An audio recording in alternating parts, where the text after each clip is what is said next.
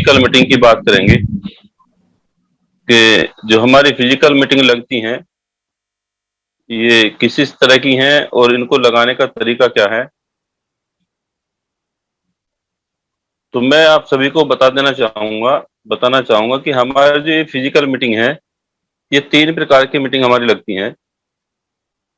पहली मीटिंग है जो हमारी क्षेत्रीय मीटिंग है, जो जिला स्तर पर, तहसील या ग्राम स्तर पर स्थानीय जो हमारे स्पोक्स होते हैं उनके द्वारा प्रत्येक सप्ताह, प्रत्येक माह या सप्ताह में 2 बार भी या माह में 3 बार 4 बार जैसी भी अपनी वो सुविधा देखते हैं उनके अनुसार लगाते हैं।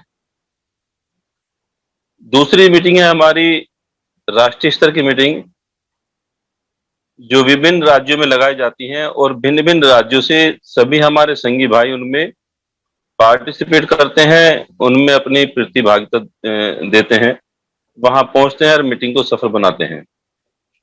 तीसरी मीटिंग है हमारी अंतर्राष्ट्रीय मीटिंग, जो लगभग 8 महीने में एक बार एक मीटिंग लगती है, यानी कि साल भर में 2 साल में 3 मीटिंग का आयोजन किया जाता है, जिनमें से अभी हमारी 15 मई को एक मीटिंग दिल्ली में कॉन्स्टिट्यूशन क्लब में हुई है और दूसरी जो मीटिंग फरवरी में प्रस्तावित है, जिसकी तैयारी पूरी जोर शोर से चल रही है।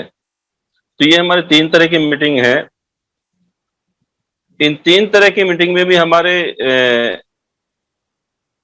2 कैटेगरी हैं। एक है 200 व्यक्तियों से कम की मीटिंग और 200 व्यक्तियों से ऊपर की मीटिंग।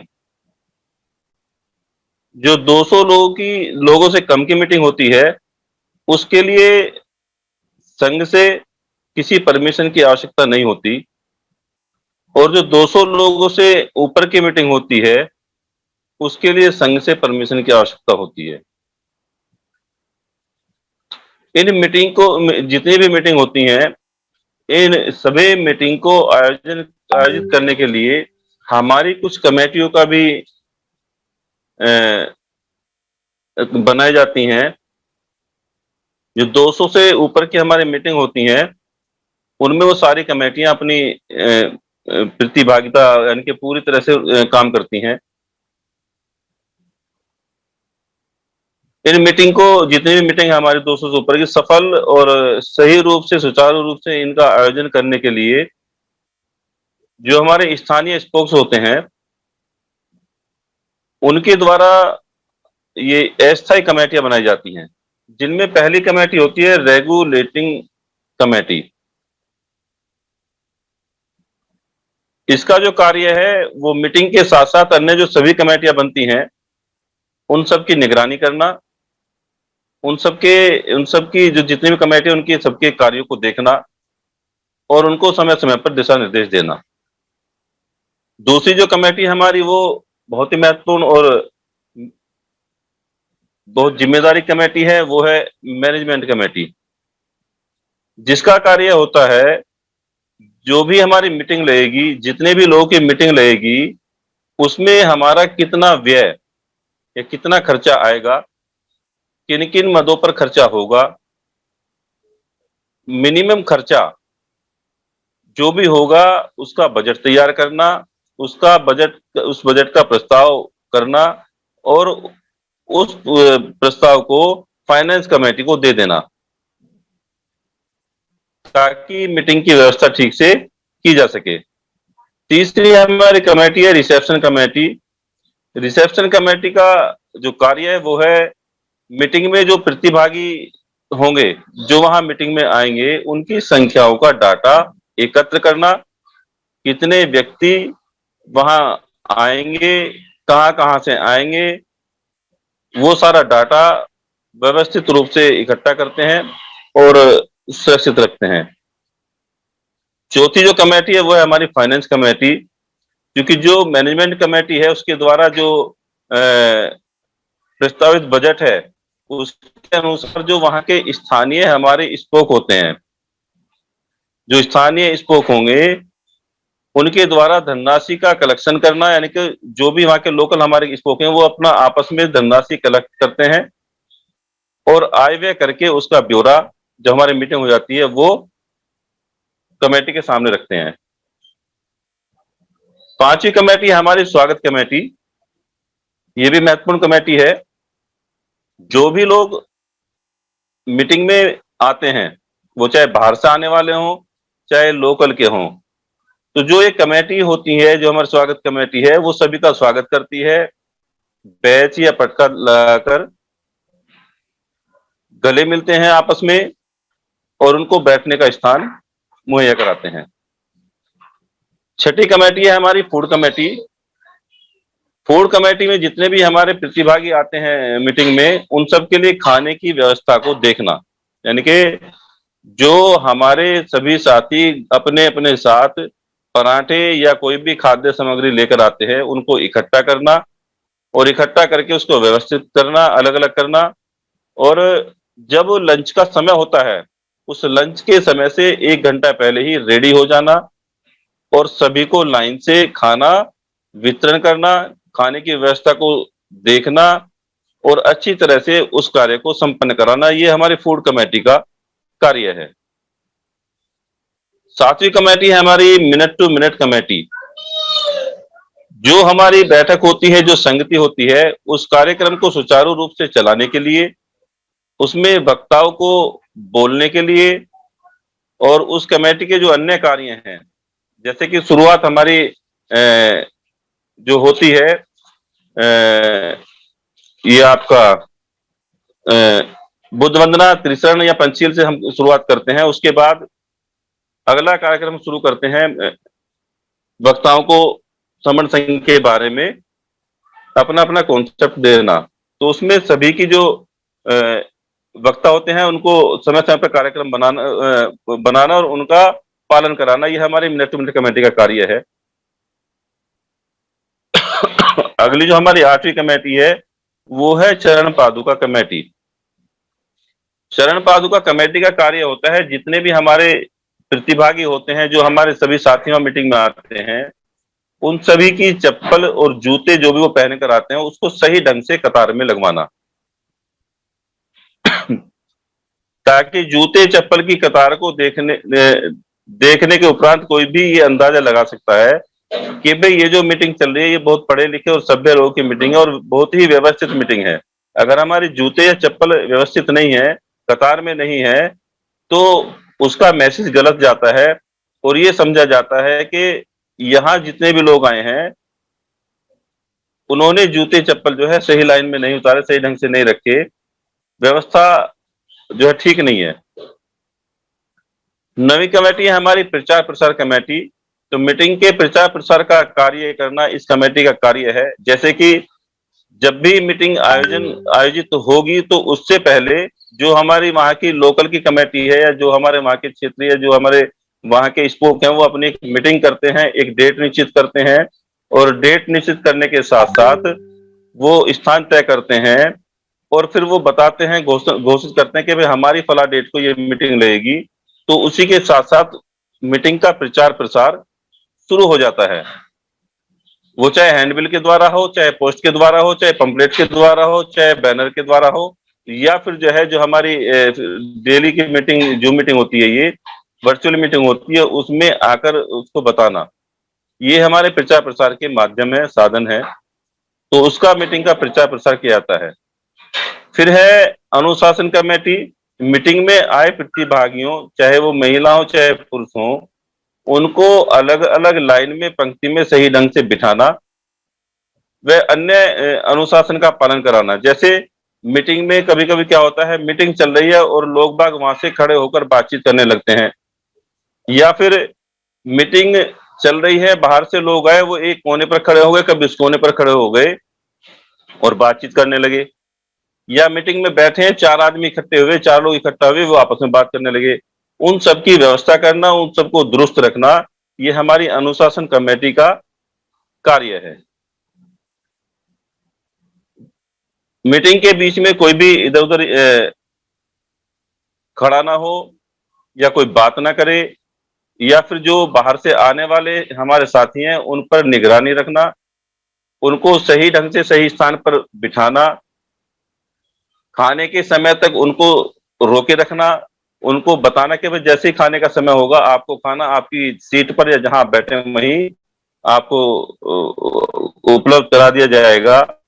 ये हमारी अनुशासन कमेटी कार्य है, जिसको सभी बहुत ही अच्छी तरह से पूरा करते हैं।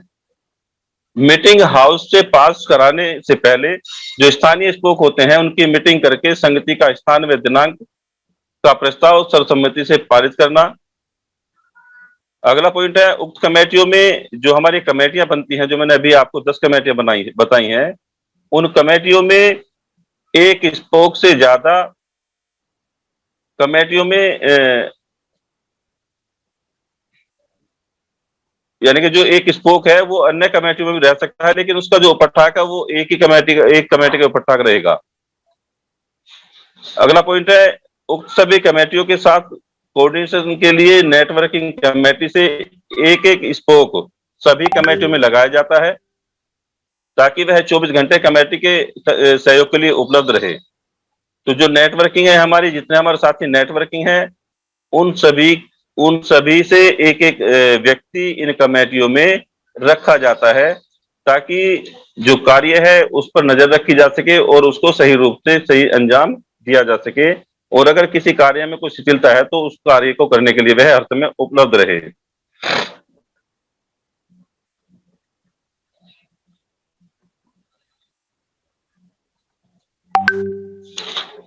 जो हमारी ये फिजिकल मीटिंग लगती हैं,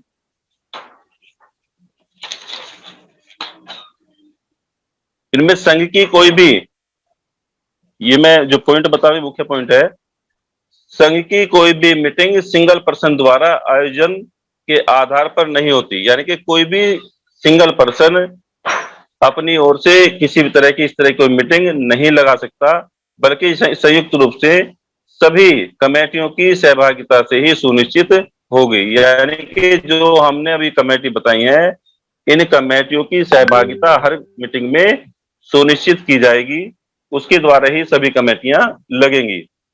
रेगुलेटिंग कमेटी ओवरऑल मीटिंग की इंचार्ज रहेगी तथा कमेटियों की सुपरविजन करेगी, और मैनेजमेंट कमेटी की सलाह से कोई भी बदलाव कर सकती है।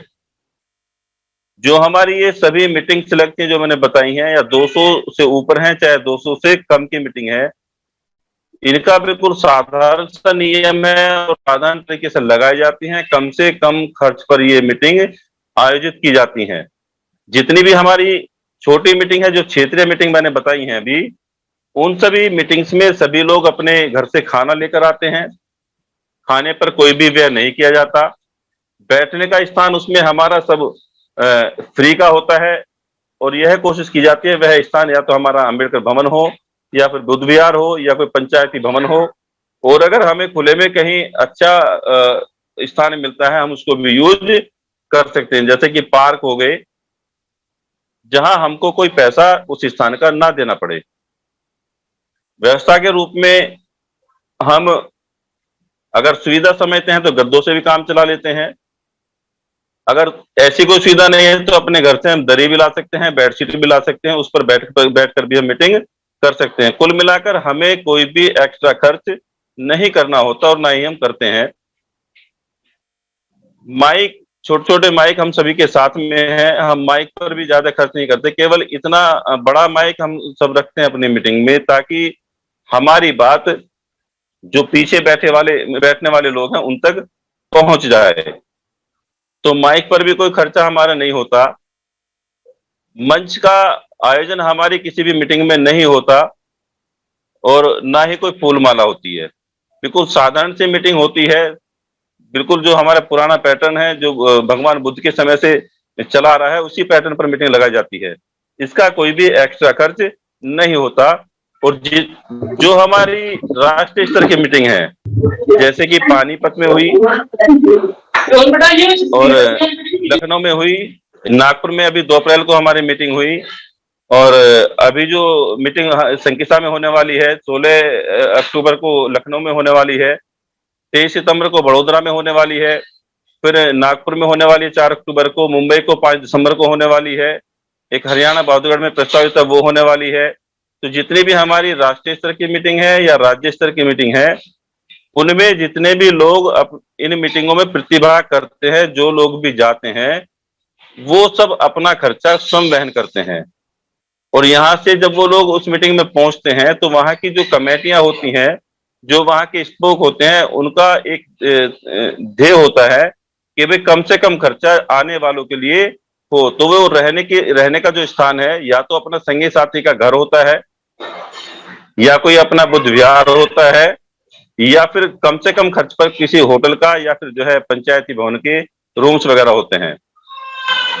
उसमें कोई भी खर्चा एक्स्ट्रा नहीं होता। जो खाने का जो मिनिमम खर्च होता है, अपने ऊपर जो खर्च होता है, उससे सभी लोग अपना स्वयं वहन करते हैं।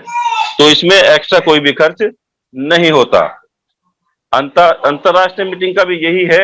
अंतरराष्ट्रीय मीटिंग जैसे कि हमारी दिल्ली में हुई, उसमें बहुत ध्यान रखा गया, और एक बिल्कुल मामूली सा एक सूक्ष्म बिल्कुल खर्च जो 310 रुपए प्रति व्यक्ति रखा गया, जिसमें लगभग 200 रुपए के करीब उसका जो स्नैक्स था, खाना उसमें खाने का आइटम थे वो था, और बाकी जो 150 रुपए, 100 रुपए, 110 रुपए, उसमें गद्दे, आपका एसी, आपके बैठने की व्यवस्था, माइक, ये सारी चीज थी। तो बहुत मिनिमम खर्च पर इतनी बड़ी संगति, इंटरनेशनल संगति का आयोजन किया गया, जिस पर अगर ये मीटिंग किसी पार्टी की होती या किसी संगठन की होती तो पता नहीं कितने लाखों रुपए उस पर खर्च हो जाते।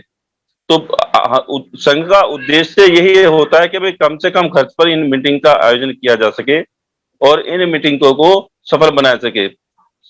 स्पष्ट बात है कि भाई हमें केवल अपना जो कॉन्सेप्ट है, जो महापुरुषों की विचार है, जो हमें बता गए हैं, जो हमें आगे लोगों को बताना है, जो संघ का कॉन्सेप्ट है, उसकी विचारधारा है, उसको लोगों तक पहुंचाना है। हमें किसी भी रूप में कोई दिखावा नहीं करना, किसी भी रूप में कोई हमें मंच मार्ग का प्रयोग नहीं करना। हमारा जो अंतिम व्यक्ति है उस तक उस कॉन्सेप्ट को पहुंचाना है। मीटिंग के माध्यम से हो, चाहे फिजिकल मीटिंग के माध्यम से हो, चाहे कितनी भी बड़ी हम मीटिंग कर ले, हमारा एक उद्देश्य होता है कि जो हमारा कॉन्सेप्ट है वो जल्दी से जल्दी पहुंच जाए। क्योंकि जैसे कि अभी सुधीर राज सिंह सर ने बताया है कि आपातकाल की स्थिति है, और वास्तव में इस समय आपातकाल की स्थिति है। अब सब कुछ हमारा जाने वाला है, बिल्कुल किनारे पर खड़े हैं। अब भी अगर हमारी आंख नहीं खुली तो बहुत गलत हो जाएगा। हम किसी भी रूप में अपनी आने वाली जनरेशन को कोई जवाब देने लायक नहीं रहेंगे। तो इस समय मजाक का या टाइम पास करने का समय नहीं है, घर में बैठने का समय नहीं है। बिल्कुल भी लोगों को समझना होगा और मीटिंग्स में आना होगा। जितनी जल्दी और जितनी अधिक हम फिजिकल मीटिंग लगाएंगे, वो चाहे जिला स्तर की हो, गांव स्तर की हो, चाहे राज्य स्तर की हो, चाहे नेशनल स्तर की हो, उतना जल्दी हम इकट्ठा होंगे और उतनी जल्दी हम जीत की ओर अग्रसर होंगे। तो मेरा आप सभी से अनुरोध है कि आप सभी ज्यादा से ज्यादा अपनी मीटिंग का आयोजन करें। चाहे वो 5 लोगों की मीटिंग हो, चाहे वो 50 लोगों की मीटिंग हो, चाहे वो 100 लोगों की मीटिंग हो, 1000 लोगों की मीटिंग हो, चाहे 500 लोगों की मीटिंग हो। वैसे तो कॉन्सेप्ट इतना अच्छा है हमारा, और कॉन्सेप्ट इतना अच्छा फैल रहा है अच्छी तरह से। जहां अगर आप 100 लोगों की मीटिंग कराने की सोचते हो तो वहां 300 लोगों की मीटिंग अपना आप हो जाती है। केवल थोड़ा सा प्रचार प्रसार और हम लोगों की थोड़ी सी मेहनत उसमें बढ़ जाती है। मीटिंग में तो लोग बाग जुड़ते जा रहे हैं। जो भी लोग सुनते हैं कॉन्सेप्ट को वो जुड़ते हैं, क्योंकि उन्हें दर्द का पता है, उन्हें पता है कि इसके अलावा हमारे पास कोई और रास्ता नहीं है। इसलिए हम सभी को इसमें थोड़ी मेहनत की जरूरत है। थोड़ा सा भी मेहनत करें, आपस की खींचतान को बंद करें, आपस की लाग लपेट को बंद करें, और हम सभी का एक ही उद्देश्य होना चाहिए कि हम सभी को इकट्ठा होना है और हम सभी को इसमें मेहनत करनी है। हम जहां बैठे हैं, जिस जगह बैठे हैं, जिस अवस्था में है, जिस पोजीशन में है, चाहे हम ऑफिस में हैं, चाहे हम घर पे हैं, चाहे बाहर हैं, वहां हमको केवल और केवल संघ की बात हर जगह करनी चाहिए। लोगों तक संघ के का जो कॉन्सेप्ट है उनको बताना चाहिए और लोगों को जोड़ने का प्रयास करना चाहिए। क्योंकि अगर हम अपने कॉन्सेप्ट को नहीं बताएंगे, नहीं उसको समझाएंगे, तो लोगों के कानों तक वो कॉन्सेप्ट नहीं जाएगा, और हम इस जो कॉन्सेप्ट को अपने संघ की विचारधारा को आगे तक पहुंचाने में बहुत देर कर देंगे। तो हम सभी को ये काम अपने हाथ में लेना होगा और जल्दी से जल्दी जन जन तक, गांव गांव तक इस कॉन्सेप्ट को फैलाना है, संघ को फैलाना है। और संघ की विचारधारा को फैलाना होगा। इसी के साथ मैं अपनी वाणी को विराम देता हूं। तो योगेंद्र सर, जी सर। ये भी बताइए कि जो हमारी जो टेम्पररी अस्थाई जो ये कमेटियां बनती हैं, उनको बनने का क्या तरीका है और हर एक आदमी इसमें कैसे हिस्सा ले सकता है, और ये बनने के बाद कितने, और ये कब खत्म होती हैं? जी जी। ये बताइए। जो हमारी जितनी भी मैंने कमेटियां बताई हैं, 10 कमेटियां बताई हैं, ये सारी टेम्परेरी कमेटियां होती हैं, ये स्थायी नहीं होती, अस्थायी होती हैं। जब ये हमारी कमेटियां जब भी कोई मीटिंग की घोषणा करते हैं या फिर जब भी किसी को कहीं मीटिंग लगानी होती है, तो सबसे पहले जो वहां के लोकल स्पोक हैं, जो वहां के लोग हैं, जो स्पोक हैं, वो आपस में मीटिंग करते हैं और वहां एक समय और स्थान चूज करते हैं और फिर वो संघ को बताते हैं कि हम यहाँ एक मीटिंग लगाने जा रहे हैं। तो संघ उनको अनुमति देता है और उसके लिए कमेटियां, क्योंकि जो संघ का जो रूल है, संघ के जो नियम है, उसके अनुसार ही वो सारे मीटिंग्स होती हैं। उससे अलग कोई भी मीटिंग्स नहीं होगी और ना ही उसका कोई आयोजन कर सकता। संघ के नियमों के अकॉर्डिंग ही सारी मीटिंग्स होती हैं और उसमें जो हमारी कमेटियां हैं, उनका जो इन्वॉल्वमेंट है वो पूरा पूरा रहता है। इनके बिना तो हो ही नहीं सकता। ये कमेटी हमारी पूर्ण रूप से स्थायी होती हैं और जब हमारी मीटिंग खत्म हो जाती है, मीटिंग हमारी जो है, मीटिंग का आयोजन हो जाता है, उसके बाद से ही ये मीटिंग की जो कमेटियां वो सब खत्म कर दी जाती हैं। ये पूर्ण रूप से स्थायी होती हैं। जी सर। बहुत बहुत साधुवाद योगेंद्र, बहुत साधुवाद योगेंद्र जी। संगम शरणम गच्छामि साहब। संगम शरणम गच्छामि।